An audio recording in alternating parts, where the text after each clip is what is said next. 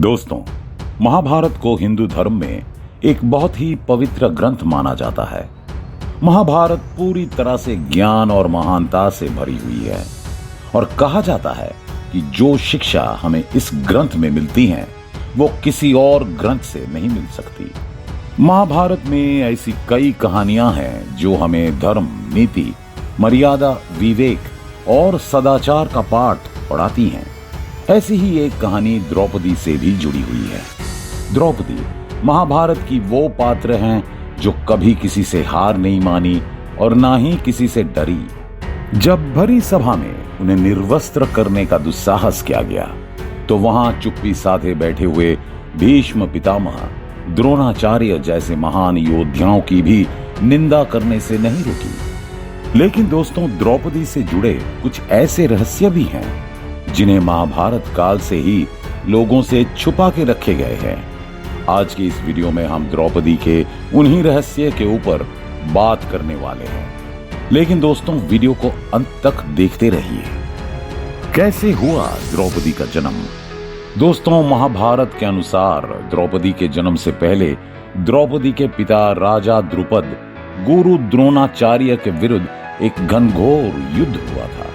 इस युद्ध में गुरु द्रोणाचार्य ने राजा द्रुपद को हरा के उनके आधे राज्यों पर कब्जा कर लिया। युद्ध में हारे राजा द्रुपद ने गुरु द्रोणाचार्य से बदला लेने के लिए पुत्र प्राप्ति की इच्छा से एक बड़ा यज्ञ किया। इस यज्ञ में उन्हें धृष्टद्युम्न की प्राप्ति हुई, लेकिन इसी यज्ञ से उन्हें एक पुत्री की भी प्राप्ति हुई। पर द्रुपद अपने लिए पुत्री नहीं चाहते थे, इसलिए उन्होंने यज्ञ में आहुति देने से मना कर दिया।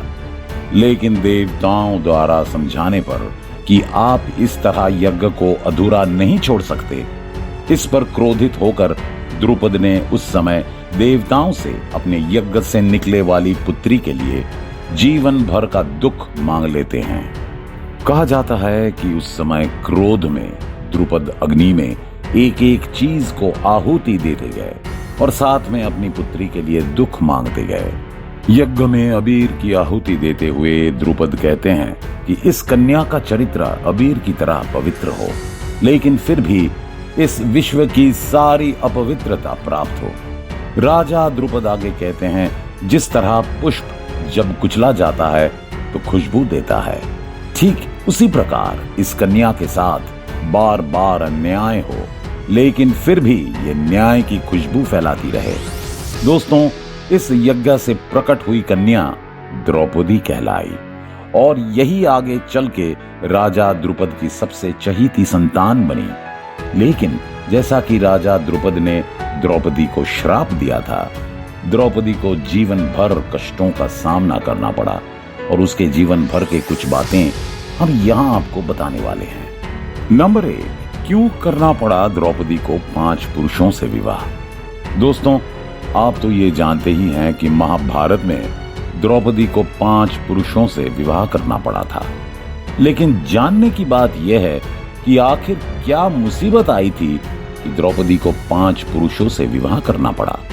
तो दोस्तों, आपको बता दें कि जब राजा द्रुपद ने द्रौपदी के स्वयंवर का आयोजन किया तो उसी वक्त पांडव के 5 पुत्र युधिष्ठिर, भीम, अर्जुन, नकुल और सहदेव ब्राह्मण के भेष में वनवास काट रहे थे। द्रौपदी के स्वयंवर वाले दिन ये 5 भोजन की तलाश में निकले थे, लेकिन तभी उन्होंने सामने एक सुंदर स्त्री यानी द्रौपदी के स्वयंवर का आयोजन होते हुए देखा।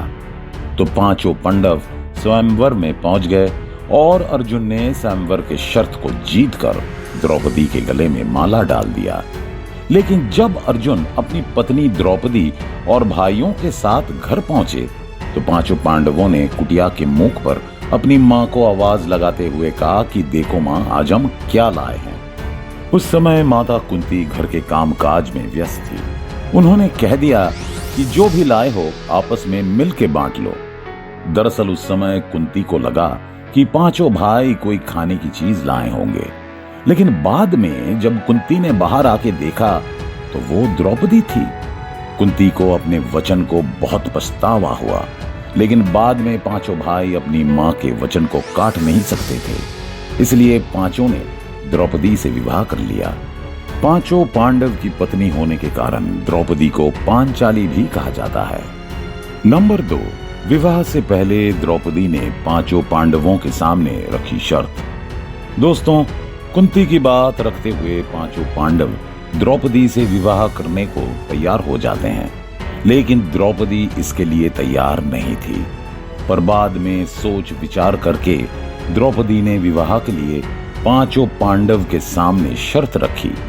कहा जाता है कि द्रौपदी ने पांचों पांडव के सामने ये शर्त रखी थी कि मैं आप पांचों से विवाह करने को तैयार हूं, पर आप मुझे ये वचन दीजिए कि आप पांचों कभी भी किसी और स्त्री को अपनी पत्नी के रूप में इंद्रप्रस्थ नहीं लाएंगे। इस शर्त का साफ ये मतलब था कि द्रौपदी अपने गृहस्थी को कभी किसी और स्त्री के साथ साझा नहीं करना चाहती थी। इस शर्त के कारण ही उस समय बहुविवाह होने के बावजूद भी पांडवों ने किसी और स्त्री को अपने पत्नी के रूप में नहीं लाए।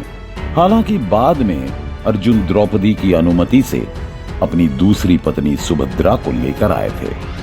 दोस्तों, कहा जाता है कि द्रौपदी सुभद्रा के लिए भी तैयार नहीं थी, पर श्री कृष्ण के समझाए जाने पर द्रौपदी ने सुभद्रा को अपने घर में जगह दे दी थी। नंबर 3, द्रौपदी ने बताया एक पतिव्रता स्त्री में क्या गुण होनी चाहिए। दोस्तों, महाभारत में इस बात का जिक्र है कि एक बार भगवान श्री कृष्ण की पत्नी सत्यभामा द्रौपदी से मिलने जाती हैं। सत्यभामा द्रौपदी से मिलने पर उनसे पूछती हैं कि आपके पांचों पति आपको इतना सम्मान क्यों देते हैं। तब द्रौपदी सत्यभामा को एक पतिव्रता स्त्री के गुण बताती हैं। ऐसा बताते हुए द्रौपदी कहती है कि मैं अहंकार और क्रोध से दूर रहती हूँ। मैं केवल अपने पति की खुशी देखते हुए उनकी सेवा करती हूँ, उनके हर आज्ञा का पालन करती हूँ। मेरा विवाह जब से पांडवों से हुआ है, मैं उनके अलावा किसी अन्य पुरुष की तरफ आकर्षित नहीं होती हूँ। मेरी माता समान सास ने जो भी धर्म बताए हैं, मैंने उसका पालन किया है और विपरीत समय में भी अपने पतियों के साथ खड़ी रही। नंबर 4, द्रौपदी को मिला कौमार्य का आशीर्वाद। दोस्तों, द्रौपदी को आजीवन कौमार्य यानी कुंवारेपन का आशीर्वाद मिला था। यहाँ आप सब सोच रहे होंगे कि द्रौपदी के 5 पति होने के बावजूद भी द्रौपदी आजीवन कुमारी कैसे थी। दोस्तों, कहा जाता है कि द्रौपदी को ये आशीर्वाद महर्षि वेदव्यास से मिला था। वह वेदव्यास ही थे जिन्होंने पांचों पांडवों का विवाह द्रौपदी से करवाया था। विवाह के बाद महर्षि वेदव्यास ने द्रौपदी को ये वरदान दिया कि तुम वहां जब भी एक पति के साथ समय बिताने के बाद दूसरे पति के पास जाओगी तो तुम वापस कुंवारी हो जाओगी। नंबर 5, द्रौपदी को पूर्व जन्म से मिला था भगवान शिव से वरदान। दोस्तों, अनजाने में ही माता कुंती ने द्रौपदी को 5 पुत्रों में बांटने के लिए कह दिया था, लेकिन बाद में जब उन्हें सच का पता चलता है तो वो काफी दुखी हो जाती हैं। उस समय श्री कृष्ण माता कुंती को समझाते हुए कहते हैं कि ये सब आपकी वजह से नहीं हुआ, बल्कि ये द्रौपदी के पिछले जन्म के कारण हुआ है। दरअसल द्रौपदी पिछले जन्म में एक ऋषि कन्या थी और वो रूपवती होने के साथ साथ गुणवती और सदाचारिणी भी थी, लेकिन पूर्व जन्म के कुछ कर्मों के कारण इस द्रौपदी का विवाह नहीं हो पा रहा था। इसीलिए द्रौपदी ने भगवान शिव जी का घोर आराधना की और आराधना से खुश होकर भगवान शिव जी ने द्रौपदी को मनचाहा वरदान मांगने को कहा। तब द्रौपदी ने वरदान मांगा कि उसे अगले जन्म में ऐसे पति मिले जो संसार में सबसे सुंदर हो, श्रेष्ठ ज्ञानी हो, श्रेष्ठ धनुर्धारी हो, श्रेष्ठ गदाधारी हो और श्रेष्ठ तलवारबाज हो। ये 5 गुण एक साथ एक पुरुष में असंभव था, लेकिन द्रौपदी ने ये वरदान मांगा था तो महादेव ने ये वरदान दिया, जिसके परिणाम से द्रौपदी को अगले जन्म में 5 पति प्राप्त हुए। नंबर 6, द्रौपदी ने भीम से किया था वादा। दोस्तों, 5 पांडवों में अगर द्रौपदी से कोई सबसे ज्यादा प्रेम करता था तो वो भीम थे। यहां तक कि द्रौपदी के चिरहरण के समय भी वो भीम ही थे जिन्होंने द्रौपदी के साथ हो रहे अन्याय पर सबसे पहले आवाज उठाया था। दोस्तों, द्रौपदी के साथ भरी सभा में जो अन्याय हुआ था उसका बदला लेने के लिए भीम ने दुशासन और दुर्योधन जैसे कई योद्धा का वध कर दिया था। भीम का अपने प्रति इस प्रेम को देखते हुए द्रौपदी को समय के साथ साथ भीम से अत्यधिक लगाव हो जाता है। यही वजह थी कि जब 5 पांडव द्रौपदी के साथ स्वर्ग यात्रा पे निकले थे तो अचानक द्रौपदी का पैर फिसलने के कारण वो खाई में गिरने लगती हैं। उस वक्त द्रौपदी खाई में गिरने से पहले भीम से कहती कि अगर अगले जन्म में मुझे फिर से पत्नी बनने का सौभाग्य मिला तो मैं आपकी पत्नी बनना चाहूंगी। नंबर 7, द्रौपदी ने पूरे कुकुर जाति को दिया श्राप। दोस्तों, महाभारत के अनुसार द्रौपदी ने पूरे कुकुर जाति को खुले में संभोग करने का श्राप दिया था।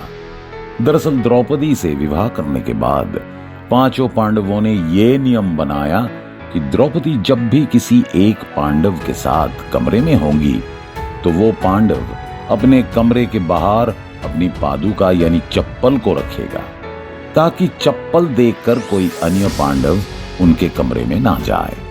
लेकिन एक दिन जब युधिष्ठिर द्रौपदी के साथ अपने कमरे में थे तभी एक कुत्ता बाहर आया और युधिष्ठिर के द्वारा उतारी गई चप्पल को लेकर चला गया। थोड़ी देर बाद वहां अर्जुन आते हैं और द्रौपदी के कमरे के बाहर चप्पल ना होने के कारण कमरे में प्रवेश कर जाते हैं।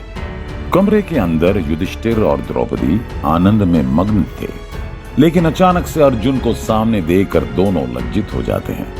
अर्जुन ने नियम को तोड़ा था, इसलिए अर्जुन वनवास चले गए।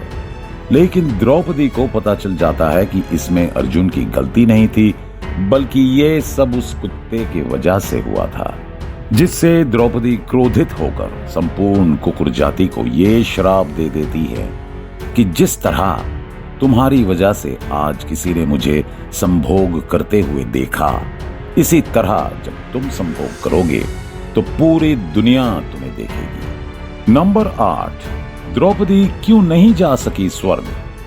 दोस्तों, कहा जाता है कि जब द्रौपदी का स्वर्ग यात्रा की समय खाई में गिरने से मृत्यु हुई तो भीम काफी ज्यादा दुखी हो जाते हैं।